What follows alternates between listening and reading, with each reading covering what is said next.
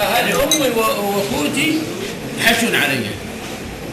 بهالحشر يجيني سيد عواد يجي يعلق ما أدري شلون الباتريات ثم الولد ما أدري إيش وتقدم عليه. قام قلت لهم الخطب الدافو ترى إذا والله بالليل وجيت في زحت المبغران علي. والله أنا محمل بطاطا تبدأ روح على بعضهم. قلت لهم الباتريات يطلع عن اليوم وأنا رايح لكن الخطب الدافو ما ضمروا في خطية. بهالحكي سيد عواد المكينة فورة ورايح جاي الولاد ومدري ايش وبالقعد. هاني ضايل سيد عواد وربعه بساعة كاين قل له لما مشاهبك وسوالفك سيد عواد يجاوب عليك. قاعد مكرر رجال ولا رايح ولا جاي.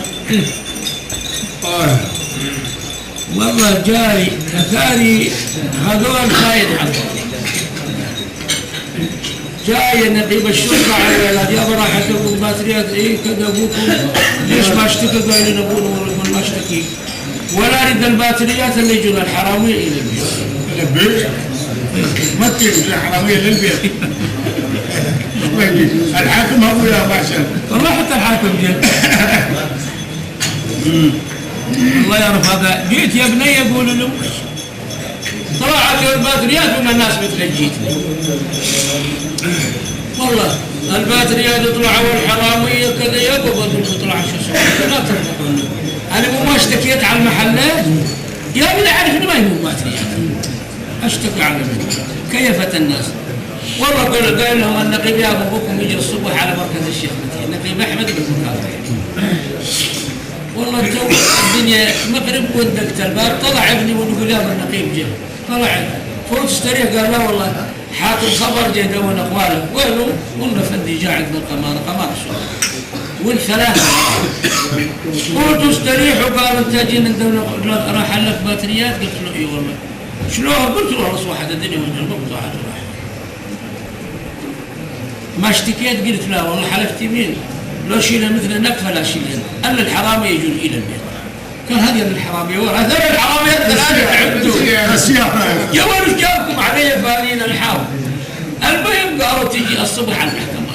يوم جيت منها مسربة خلق الله. هذا رايح للباتريات هذا رايح للتوباير هذا رايح للايكات هذا رايح للبطاريات شنو هذا ولا هذول كلها علي. واليوم جابكم علي. ندق ونرقص وجينا من قادي كنا الدنيا باردة الساعة 12 بالليل نايمة من هذا. خذنا الباتريات بعناه الواحد بشنو اليوم.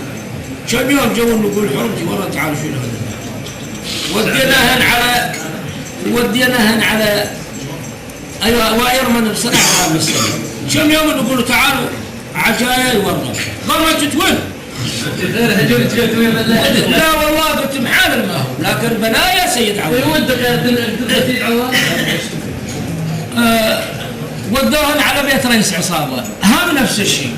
يقولوا نرد نجيبهن قلنا بدنا نشيلهن بس نلقحن كبار البيت نخلص منهن شايلين من هذه انا نفرزها. قتلوهم من هنا قالوا انهم وصلوا على الحبيب. الله هذا سيد عواد السيارة اللي محملة نفط 40 اي والله 40,000 لترة ومن المنتوجات النفطية تروح على بالقمم سيد عواد. لا والله هاي شلون تردشوا. هذا يوم صار التعداد أنا هلا والله بنتليك بيه